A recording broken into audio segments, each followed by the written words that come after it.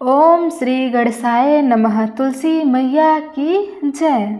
आज के इस वीडियो में मैं आपको सुनाने जा रही हूँ तुलसी मैया की एक चमत्कारी कथा। यह कहानी एक ऐसी दुखियारी बेटी की कहानी है जिसे समाज ने ठुकरा दिया था, पर जिसका कोई नहीं होता उसका तो तुलसी मैया होती है। तो आइए आज के वीडियो में हम ऐसे ही एक चमत्कारी कथा का श्रवण करते हैं। किसी गांव में एक गरीब दंपति रहते थे। बेटे के इंतजार करते करते उन्हें लगातार 3 बेटियां पैदा हो गई। वे बहुत ही गरीब थे। पिता खेत में काम करते थे और उसी से उनका परिवार चलता था। कमाई कम थी पर परिवार में खुशहाली बहुत थी, पर भगवान को यह भी मंजूर नहीं था। कुछ दिनों बाद तीनों बेटियों के सर से पिता का साया छीन गया। कोई गंभीर बीमारी से पिता की मृत्यु हो गई। माँ अकेले अब करे तो क्या करे। वह अपने तीनों बेटियों के साथ अपने मायके चली गई।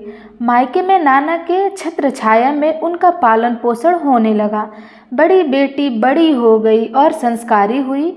माँ के संस्कारों का उस पर काफ़ी प्रभाव पड़ा। वह अपने माँ के घर के कामों में हाथ बढ़ाती थी और रोज़ सुबह सूरज उठने से पहले उठ जाती और अपने माँ के साथ घर का सारा काम करती थी। गोबर से आंगन लिपती। आंगन में बहुत ही सुंदर तुलसी का मंदिर था। प्रतिदिन नहा धोकर वह और उसकी माँ तुलसी माता की पूजा करते, उसे जल से सींचते। घर में गाय भी थी, गाय को चारा खिलाती। यह सब करके उसका सारा दिन गुजर जाता था। कुछ दिनों बाद तीनों बेटियों की दाखिला एक अच्छे से स्कूल में कर दी गई। कुछ दिन तो ठीक ही रहा, पर नाना के देहांत के बाद आर्थिक तंगी के कारण बड़ी बेटी को अपनी पढ़ाई बीच में ही छोड़नी पड़ी। दोनों छोटी बहनें अपनी पढ़ाई जारी रखी, पर ये दोनों छोटी बेटियां अपने पढ़ाई जारी रखी। अब नाना के देहांत होने के बाद माँ और उसके बड़ी बेटी अपने मामाओं और घर के ध्यान रखती। साथ ही दोनों बेटी बहनों की पढ़ाई ना रुके, इसके लिए वह मजदूरी भी करने लगी। देखते ही देखते तीनों बेटियां बड़ी हो गई। बड़ी बेटी तो पढ़ी लिखी नहीं थी, इसके कारण उसके लिए अच्छा लड़का और घर नहीं मिल रहा था। मजबूरन उसका शादी एक गरीब मजदूर से कर दी गई। छोटी बेटियां तो पढ़ी लिखी थी और उन्होंने स्वयं ही अपने लिए पढ़ा लिखा और होनहार और सरकारी नौकरी वाले लड़का ढूंढ रखी थी। धूमधाम से तीनों बेटियों की शादी कर दी गई। तीनों बेटियां अपने अपने ससुराल चली गई। दोनों छोटी बहनों को तो अच्छा घर बार मिला। बड़ी ही ठाट बाट से उनका जीवन व्यतीत होने लगा, पर बड़ी बेटी की जिंदगी बड़े ही कष्ट से बीतने लगी। उसका पति शराबी और निकम्मा निकला। कुछ काम धाम तो करता नहीं था, घर पर आकर पत्नी से झगड़ा करता, जोर जबरदस्ती करता। वहीं उसका दिनचर्या बन गया था। बड़ी बेटी फिर भी अपनी जिंदगी से नाराज नहीं हुई। उसका ईश्वर पर एक तुलसी मैया पर ही आस्था थी। उसे विश्वास था कि उसे भी खुशी के दिन आएंगे। कुछ दिनों के बाद तीनों बेटियों की एक एक करके बेटा पैदा हुए। तीनों बेटियां बहुत खुश थी। बड़ी बेटी भी इस आशा में खुश थी कि शायद बेटा होने के बाद उसके पति में कुछ बदलाव हो सकेगा, लेकिन बेटा होने के बाद भी कुछ बदलाव नहीं हुआ। वह और ज़्यादा करके शराब पीने लगा। कुछ ही दिनों बाद अत्यधिक शराब पीने के कारण उसका पति स्वर्ग सिधार गया। बड़ी बेटी अब करे तो क्या करे। अपने बेटे के साथ वह अपने माँ के पास आ गई। विधवा बेटी को देखकर माँ को बहुत दुख हुआ, पर उसके मामा का रवैया उसके प्रति अच्छा नहीं रहा। वह दिन भर उसको ताना मारते थे। उसके और उसकी छोटी बहन के बीच में तुलना करते रहते थे। एक बड़ी बेटी को नीचा दिखाते रहते थे और कहते थे कि सीखो अपने छोटी बहनों से, कुछ तो सीखो, मुंह उठाकर चली आई हो। मेरी छाती पर लेटने और उसे मनहूस बोलकर बुलाते रहते थे। ना कि उसे प्यार करते और ना ही उसके बेटे को भी। माँ बेचारी करती तो क्या करती, वह तो खुद ही अपने भैया के सर का पर बोझ बनी हुई थी। उन दोनों के ऊपर अत्याचार बढ़ गया था, यहाँ तक कि खाने को भी ठीक से नहीं दिया जा रहा था। माँ छिपा छिपा कर खाना लाती थी उनके लिए, लेकिन एक ही दिन यह सब करते हुए उसके भाई ने उसे देख लिया। उस दिन बहुत ही झगड़ा हुआ। बड़ी बेटी बहुत ही स्वाभिमानी थी। वह अपने बेटे को लेकर घर से निकल गई। किसी शहर में जाकर वह किसी होटल में खाना बनाने और बर्तन धुलने का काम करने लगी। ऐसे ही दिन बीतता गया। उसके बेटे अब स्कूल जाने लगे। छोटी बहनों के बेटे तो इंग्लिश मीडियम स्कूल में पढ़ रहे थे, पर बड़ी बहन के बेटे तो सरकारी स्कूल में पढ़ता। सरकारी स्कूल में पढ़ने के बावजूद वह हर सब्जेक्ट में अच्छा नंबर लाता था, क्लास में फर्स्ट होता था। होटल में काम करके कुछ पैसा इकट्ठा करके बड़ी बेटी अपने लिए एक घर भी बना ली। घर में तुलसी मैया का एक सुंदर सा मंदिर भी बनवाई। माँ बेटा दोनों ही तुलसी मैया की पूजा किया करते थे। तुलसी मैया की कृपा से उनकी ज़िंदगी खुशहाली से बीतने लगी। बोर्ड के एग्ज़ाम में तो बड़ी बेटी के बेटा राज्य में टॉप किया। नंबर अच्छा होने के कारण वह आगे की पढ़ाई के लिए विदेश चला गया। पढ़ाई का सारा खर्चा तुलसी मैया की कृपा से सरकार ने उठाया। कुछ वर्षों बाद अपना देश लौट आया और अपने माँ के नाम से बहुत बड़ा कंपनी खोला। बेटा अपने ईमानदार मेहनत और बुद्धि से कंपनी को ऊंचाई की ओर ले गया।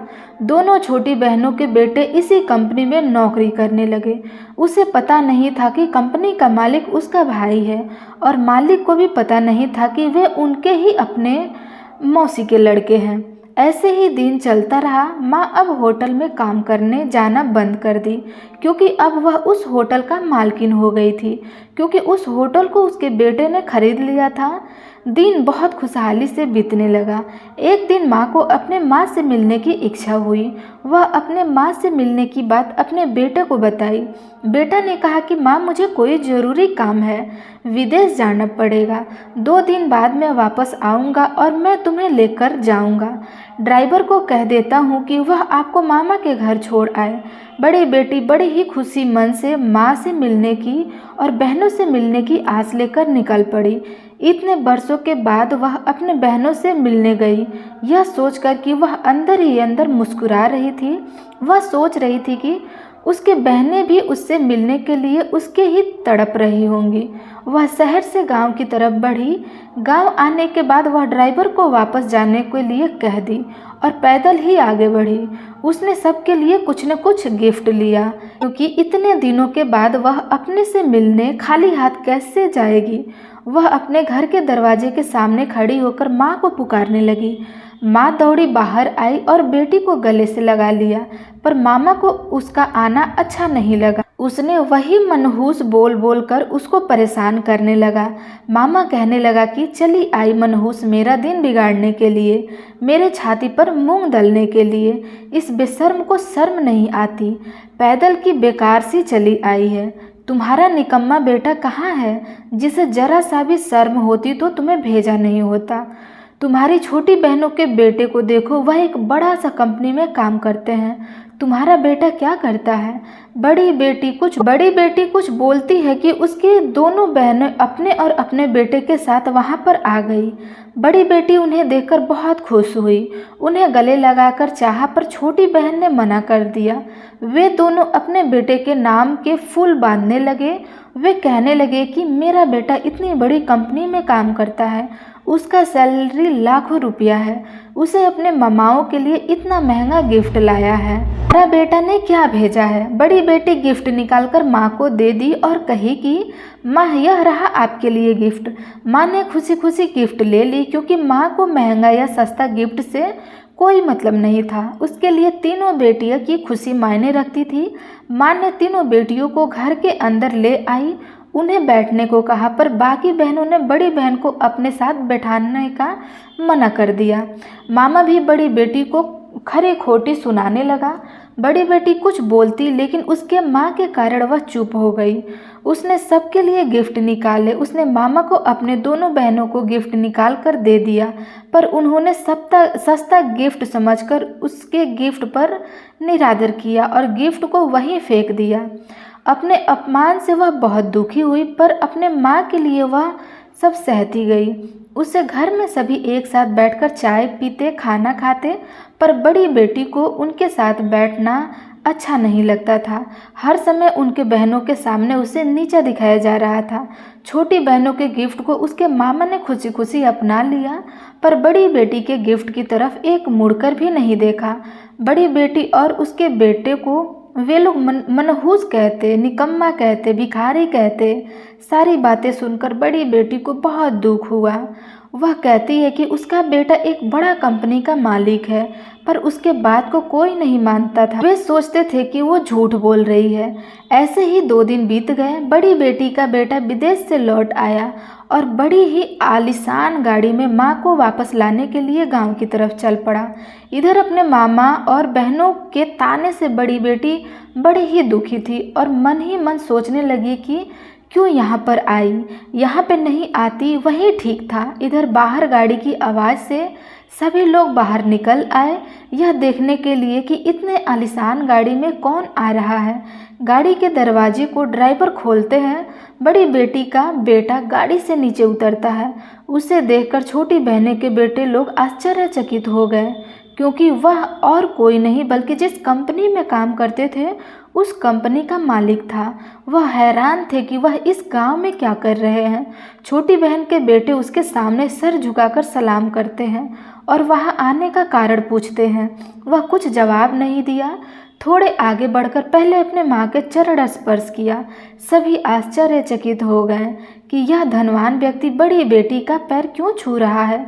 तब जाकर बड़ी बेटी बोलती है कि यह मेरा बेटा है। तुम्हारे बेटे जिस कंपनी में नौकर है वह उसी कंपनी का मालिक है। सिर्फ वही एक कंपनी नहीं बल्कि ऐसे ही कितने बड़े बड़े कंपनी इसने अपने काबिलियत से खोले हैं, और वह कोई साधारण सा गिफ्ट नहीं बल्कि विदेश से इंपोर्ट किया गया महंगा गिफ्ट है। यह सब देखकर सभी लोगों के होश उड़ गए। वे सभी बड़ी बेटी से माफ़ी मांगने लगे। बड़ी बेटी ने सबको माफ़ कर दिया और अपनी माँ और बेटे के साथ वापस अपने घर चली गई। तो प्रेम से बोलिए तुलसी मैया की जय। जय हो तुलसी मैया। हम आपसे यही विनती करते हैं, जैसे आपने बड़ी बेटी पर कृपा करी वैसे हम सब पर करिए। हमें भी बड़ी बेटी के जैसा होनहार पुत्र प्रदान कीजिए।